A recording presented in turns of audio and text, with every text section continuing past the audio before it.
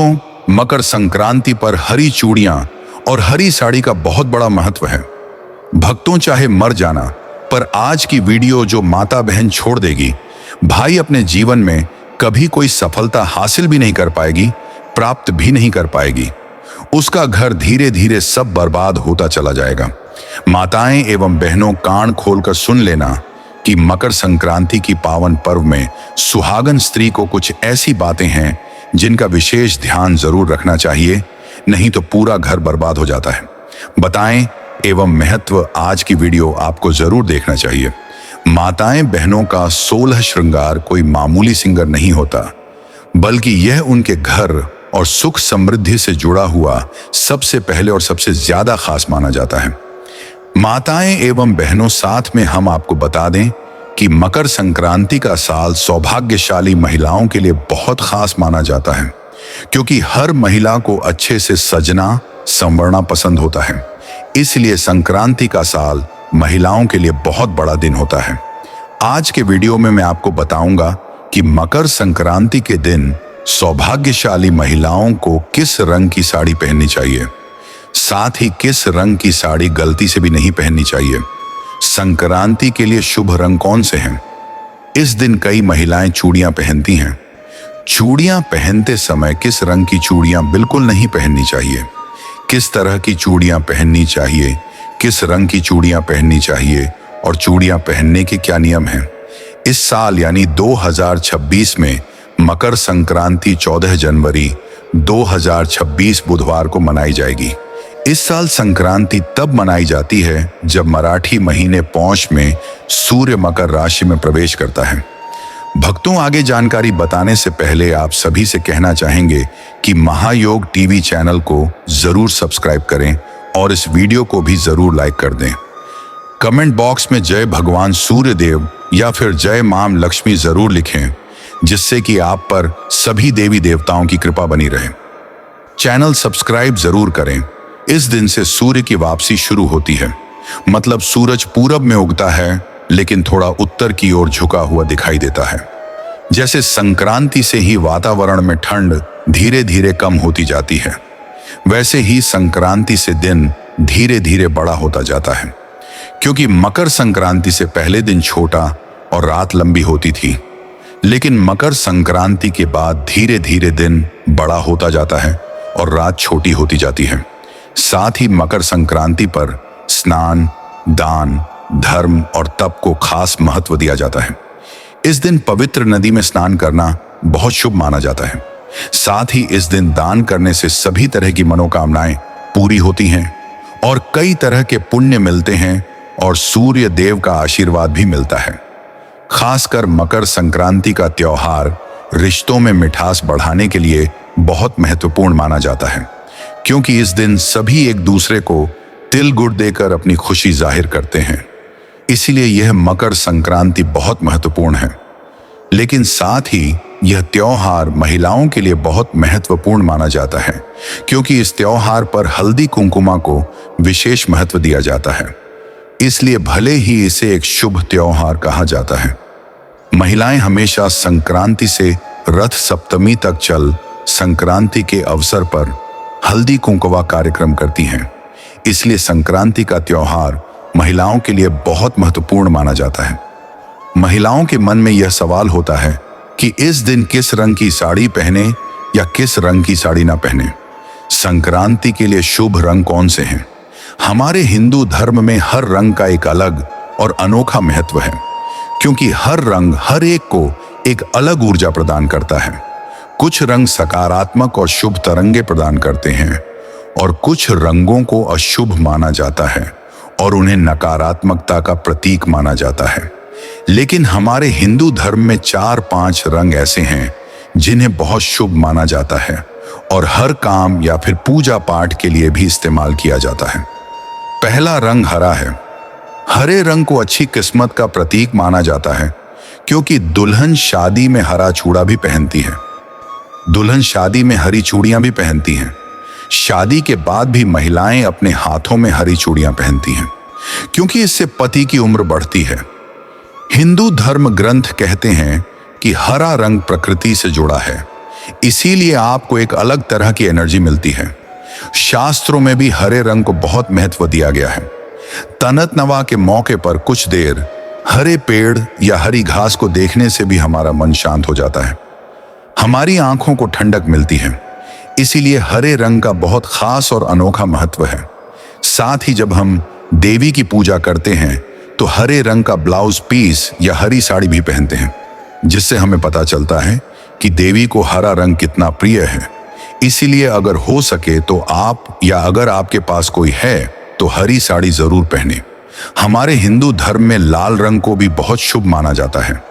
लाल रंग को सबसे आकर्षक माना जाता है। देवी लक्ष्मी को भी लाल रंग बहुत प्रिय है।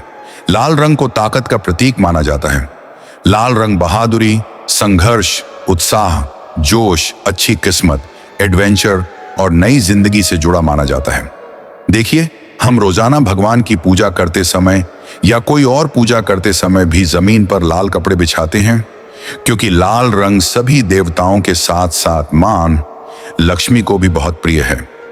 वहीं हमारी अच्छी किस्मत में सबसे जरूरी चीजों में से एक यह भी है कि केसरिया रंग भी लाल रंग का होता है, क्योंकि अच्छी किस्मत में सबसे जरूरी चीज हल्दी होती है। उसमें केसरिया रंग लाल होता है, इसलिए लाल रंग का महत्व बहुत ज्यादा है। यह रंग उत्साह, अच्छी किस्मत, हिम्मत और नई जिंदगी का प्रतीक माना जाता है। इसीलिए हो सके तो आप संक्रांति पर लाल रंग की साड़ी जरूर पहन सकती हैं। वहीं आप नारंगी या केसरिया रंग की साड़ी भी पहन सकती हैं, क्योंकि नारंगी रंग केसरिया रंग का होता है और इसे भी बहुत महत्वपूर्ण माना जाता है। यह रंग सूर्योदय और सूर्यास्त का रंग है। नारंगी रंग त्याग, ज्ञान, पवित्रता और सेवा का प्रतीक माना जाता है। छत्रपति शिवाजी महाराज की सेना का झंडा, रामकृष्ण और अर्जुन के रथ का झंडा नारंगी था, क्योंकि नारंगी रंग बहादुरी, बलिदान और वीरता का प्रतीक है। इसे उसी का प्रतीक माना जाता है और नारंगी रंग दैवीय शक्ति को दर्शाता है। इस रंग से एक सकारात्मक ऊर्जा प्रवाहित होती है। इसलिए यदि आप नारंगी रंग की साड़ी पहनते हैं तो भी आपको एक नई तरह की ऊर्जा मिलती है। फिर सबसे अधिक महिलाओं का पसंदीदा रंग गुलाबी है।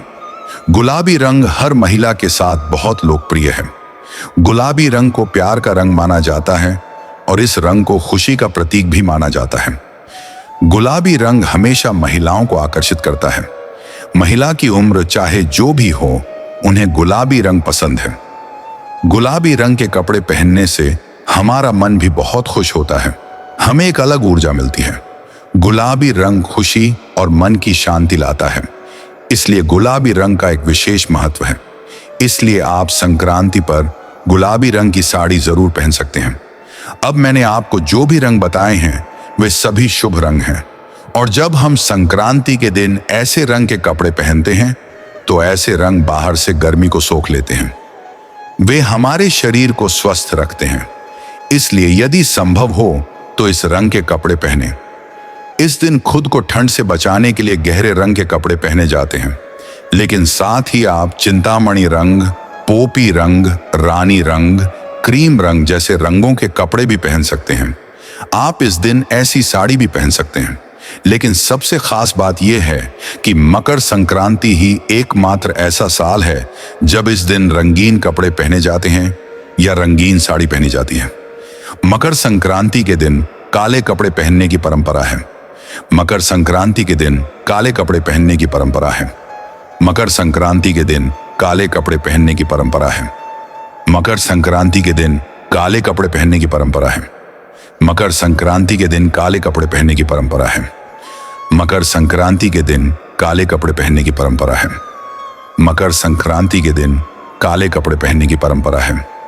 मकर संक्रांति के दिन काले कपड़े पहनने की परंपरा है। मकर संक्रांति के दिन काले कपड़े पहनने की परंपरा है। मकर संक्रांति के दिन काले कपड़े पहनने की परंपरा है। मकर संक्रांति के दिन काले कपड़े पहनने की परंपरा है। मकर संक्रांति के दिन काले कपड़े पहनने की परंपरा है। मकर संक्रांति के दिन काले कपड़े पहनने की परंपरा है। मकर संक्रांति के दिन काले कपड़े पहनने की परंपरा है। मकर संक्रांति के दिन काले कपड़े पहनने की परंपरा है। मकर संक्रांति के दिन काले कपड़े पहनने की परंपरा है। मकर संक्रांति के दिन काले कपड़े पहनने की परंपरा है। मकर संक्रांति के दिन काले कपड़े पहनने की परंपरा है। मकर संक्रांति के दिन काले कपड़े पहनने की परंपरा है। मकर संक्रांति के दिन काले कपड़े पहनने की परंपरा है। मकर संक्रांति के दिन काले कपड़े पहनने की परंपरा है। मकर संक्रांति के दिन काले कपड़े पहनने की परंपरा है। मकर संक्रांति के दिन काले कपड़े पहनने की परंपरा है। मकर संक्रांति के दिन काले कपड़े पहनने की परंपरा है। मकर संक्रांति के दिन काले कपड़े पहनने की परंपरा है। मकर संक्रांति के दिन काले कपड़े पहनने की परंपरा है। मकर संक्रांति के दिन काले कपड़े पहनने की परंपरा है। मकर संक्रांति के दिन काले कपड़े पहनने की परंपरा है। मकर संक्रांति के दिन काले कपड़े पहनने की परंपरा है। मकर संक्रांति के दिन काले कपड़े पहनने की परंपरा है। मकर संक्रांति के दिन काले कपड़े पहनने की परंपरा है। मकर संक्रांति के दिन काले कपड़े पहनने की परंपरा है। मकर संक्रांति के दिन काले कपड़े पहनने की परंपरा है। मकर संक्रांति के दिन काले कपड़े पहनने की परंपरा है। मकर संक्रांति के दिन काले कपड़े पहनने की परंपरा है। मकर संक्रांति के दिन काले कपड़े पहनने की परंपरा है। मकर संक्रांति के दिन काले कपड़े पहनने की परंपरा है। मकर संक्रांति के दिन काले कपड़े पहनने की परंपरा है। मकर संक्रांति के दिन काले कपड़े पहनने की परंपरा है। मकर संक्रांति के दिन काले कपड़े पहनने की परंपरा है। मकर संक्रांति के दिन काले कपड़े पहनने की परंपरा है। मकर संक्रांति के दिन काले कपड़े पहनने की परंपरा है। मकर संक्रांति के दिन काले कपड़े पहनने की परंपरा है। मकर संक्रांति के दिन काले कपड़े पहनने की परंपरा है। मकर संक्रांति के दिन काले कपड़े पहनने की परंपरा है। मकर संक्रांति के दिन काले कपड़े पहनने की परंपरा है। मकर संक्रांति के दिन काले कपड़े पहनने की परंपरा है। मकर संक्रांति के दिन काले कपड़े पहनने की परंपरा है। मकर संक्रांति के दिन काले कपड़े पहनने की परंपरा है। मकर संक्रांति के दिन काले कपड़े पहनने की परंपरा है। मकर संक्रांति के दिन काले कपड़े पहनने की परंपरा है। मकर संक्रांति के दिन काले कपड़े पहनने की परंपरा है। मकर संक्रांति के दिन काले कपड़े पहनने की परंपरा है। मकर संक्रांति के दिन काले कपड़े पहनने की परंपरा है। मकर संक्रांति के दिन काले कपड़े पहनने की परंपरा है। मकर संक्रांति के दिन काले कपड़े पहनने की परंपरा है। मकर संक्रांति के दिन काले कपड़े पहनने की परंपरा है। मकर संक्रांति के दिन काले कपड़े पहनने की परंपरा है। मकर संक्रांति के दिन काले कपड़े पहनने की परंपरा है। मकर संक्रांति के दिन काले कपड़े पहनने की परंपरा है। मकर संक्रांति के दिन काले कपड़े पहनने की परंपरा है। मकर संक्रांति के दिन काले कपड़े पहनने की परंपरा है। मकर संक्रांति के दिन काले कपड़े पहनने की परंपरा है। मकर संक्रांति के दिन काले कपड़े पहनने की परंपरा है। मकर संक्रांति के दिन काले कपड़े पहनने की परंपरा है। मकर संक्रांति के दिन काले कपड़े पहनने की परंपरा है। मकर संक्रांति के दिन काले कपड़े पहनने की परंपरा है। मकर संक्रांति के दिन काले कपड़े पहनने की परंपरा है। मकर संक्रांति के दिन काले कपड़े पहनने की परंपरा है। मकर संक्रांति के दिन काले कपड़े पहनने की परंपरा है।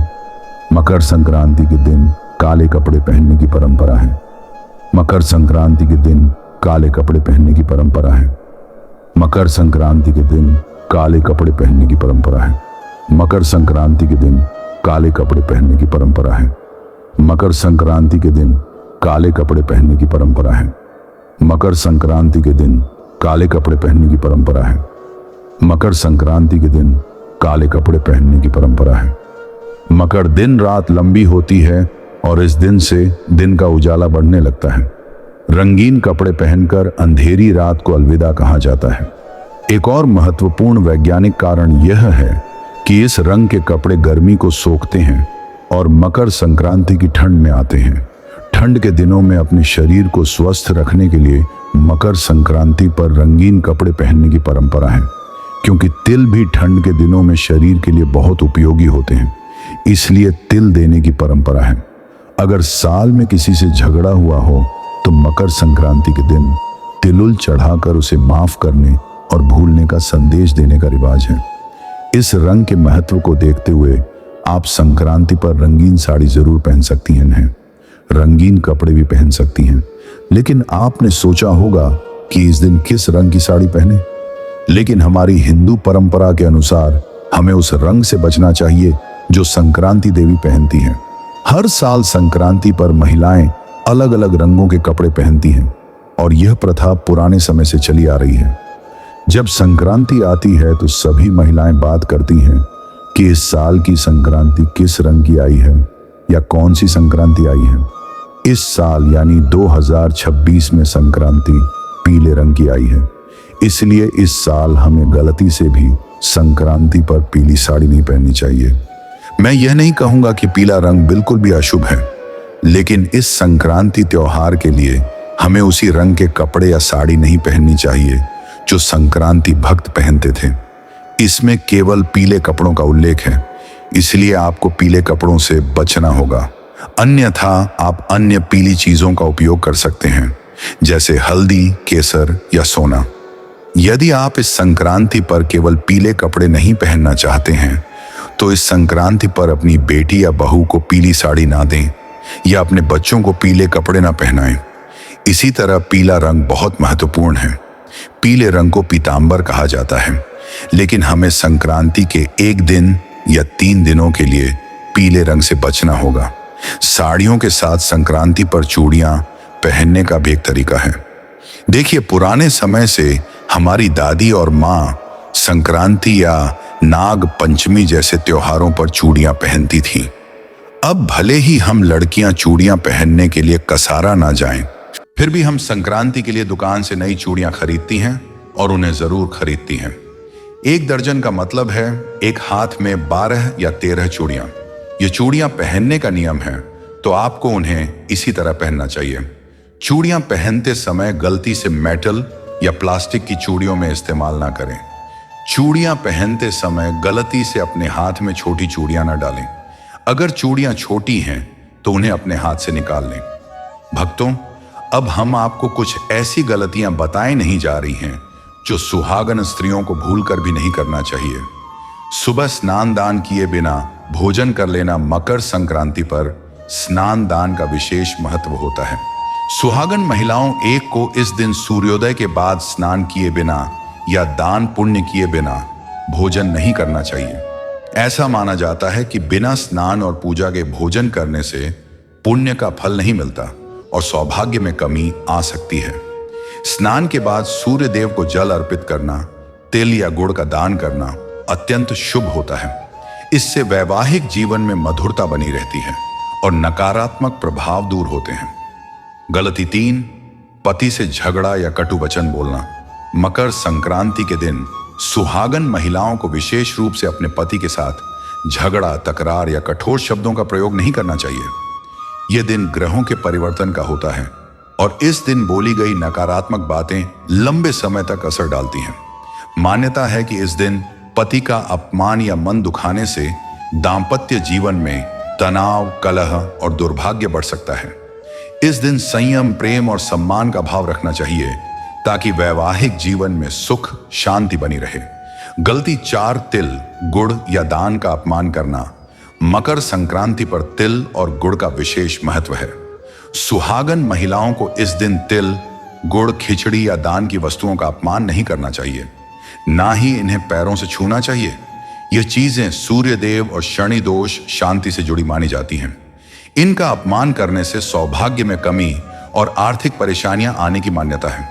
इस दिन तिल, गुड़ का आदर पूर्वक उपयोग और दान करने से पति की आयु, स्वास्थ्य और घर की समृद्धि बढ़ती है। गलती 5, घर में झाड़ू लगाकर कचरा बाहर फेंकना। मकर संक्रांति के दिन सुहागन महिलाओं को दिन के समय घर में झाड़ू लगाने और कचरा बाहर फेंकने से बचना चाहिए। विशेषकर दोपहर के बाद मान्यता है कि ऐसा करने से घर की लक्ष्मी बाहर चली जाती है।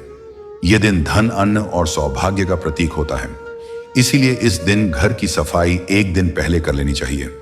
संक्रांति के दिन घर को शांत, पवित्र और सकारात्मक बनाए रखना चाहिए ताकि देवी लक्ष्मी की कृपा बनी रहे। गलती 6, मकर संक्रांति के दिन बाल खुले छोड़ना या गंदे बाल रखना। मकर संक्रांति जैसे पवित्र पर्व पर सुहागन महिलाओं को बाल खुले छोड़कर या बिना स्नान के गंदे बालों में नहीं रहना चाहिए। शास्त्रों में माना गया है कि खुले और अस्त व्यस्त बाल नकारात्मक ऊर्जा को आकर्षित करते हैं। यह दिन सूर्य देव की आराधना का होता है, इसीलिए शरीर और मन दोनों की शुद्धता आवश्यक होती है। स्नान के बाद बालों में तेल लगाकर साफ सुथरे ढंग से बांधना शुभ माना जाता है। ऐसा करने से सौभाग्य बना रहता है और वैवाहिक जीवन में स्थिरता आती है। गलती 7 मकर संक्रांति के दिन नमक या खट्टे पदार्थ दान करना मकर संक्रांति पर दान का विशेष महत्व है। लेकिन सुहागन महिलाओं को इस दिन नमक, इमली, नींबू या बहुत अधिक खट्टे पदार्थ दान करने से बचना चाहिए। मान्यता है कि नमक का दान करने से घर की सुख शांति और वैवाहिक मधुरता में कमी आ सकती है। यह भी कहा जाता है कि नमक दान करने से पति के स्वास्थ्य पर नकारात्मक प्रभाव पड़ता है। इस दिन तिल, गुड़, चावल, वस्त्र या खिचड़ी का दान करना अधिक शुभ और सौभाग्यवर्धक माना जाता है। गलती 8, बुजुर्ग महिलाओं या सुहागिन का अपमान करना। मकर संक्रांति के दिन किसी भी बुजुर्ग महिला, सुहागिन या गरीब स्त्री का अपमान करना बहुत अशुभ माना गया है। सुहागन महिलाओं को विशेष रूप से इस दिन वाणी और व्यवहार में संयम रखना चाहिए। शास्त्रों में कहा गया है कि इस दिन किसी सुहागिन को दुख देने से स्वयं के सौभाग्य में बाधा आती है। यदि इस दिन किसी स्त्री को आदर, भोजन या वस्त्र दिया जाए तो देवी लक्ष्मी और माता पार्वती की विशेष कृपा प्राप्त होती है, जिससे दाम्पत्य जीवन सुखमय बना रहता है। गलती 9, मकर संक्रांति के दिन नकारात्मक बातें बोलना या रोना। मकर संक्रांति को नए शुभ चक्र की शुरुआत माना जाता है। इस दिन सुहागन महिलाओं को रोना, दुख की बातें करना या बार बार शिकायतें करने से बचना चाहिए। मान्यता है कि इस दिन जो भाव और शब्द होते हैं वही पूरे वर्ष का संकेत देते हैं। यदि इस दिन नकारात्मकता रखी जाए तो पूरे साल तनाव और अशांति बनी रह सकती है। इसलिए इस दिन प्रसन्न रहना, मीठा बोलना और परिवार के साथ हंसी खुशी समय बिताना अत्यंत शुभ माना गया है। गलती 10, मकर संक्रांति के दिन पुराने या फटे वस्त्र पहनना। मकर संक्रांति पर सुहागन महिलाओं को फटे, बहुत पुराने या गंदे वस्त्र पहनने से बचना चाहिए। यह पर्व नए आरंभ, सौभाग्य और समृद्धि का प्रतीक है। पुराने वस्त्र पहनने से नकारात्मक ऊर्जा का प्रभाव बढ़ता है और लक्ष्मी कृपा में बाधा आती है। इस दिन नए या स्वच्छ वस्त्र पहनना शुभ माना गया है, विशेषकर लाल, पीले या हरे रंग के।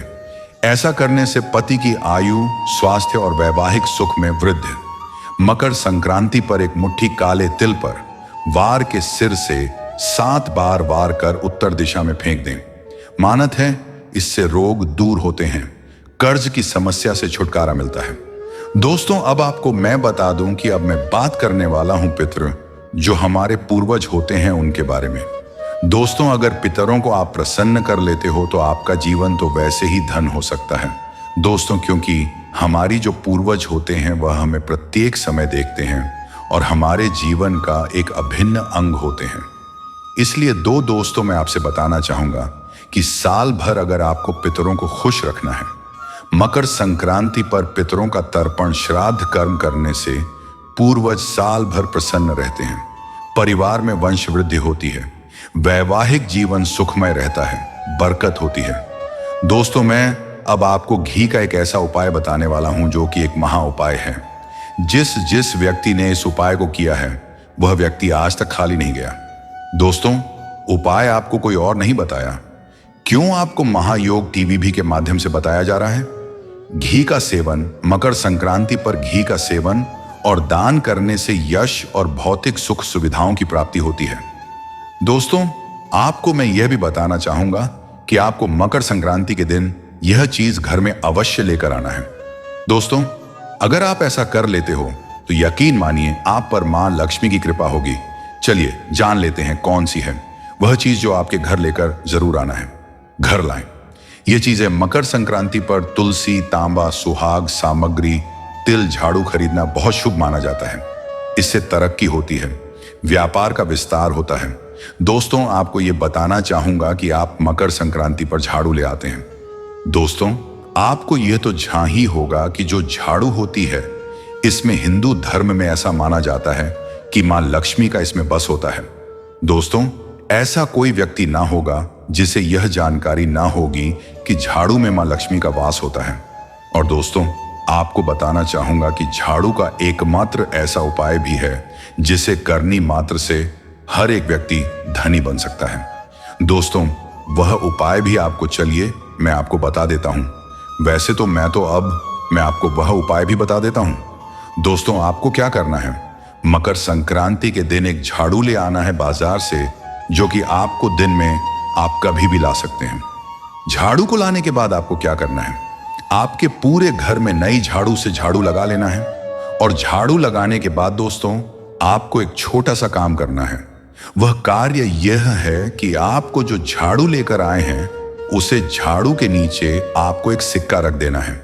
और उसे सिक्के को रखने के बाद आगे आपको क्या करना है, उसे सिक्के को सुबह हो जाए, जब अगला दिन हो जाए तो उसके बाद उसे सिक्के को निकाल कर रख लेना है।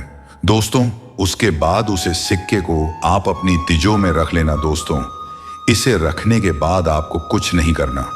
अब आप 10 से 15 दिन में ही देख लेना, आप पर ऐसी पैसों की बारिश होगी जिसका आपने पूरे अपने जीवन में नहीं सोचा होगा।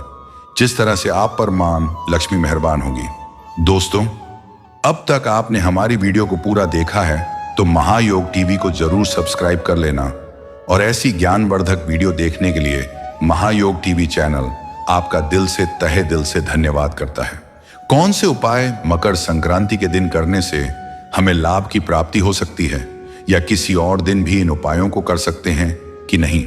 ओम नमः शिवाय, जय महाकाल।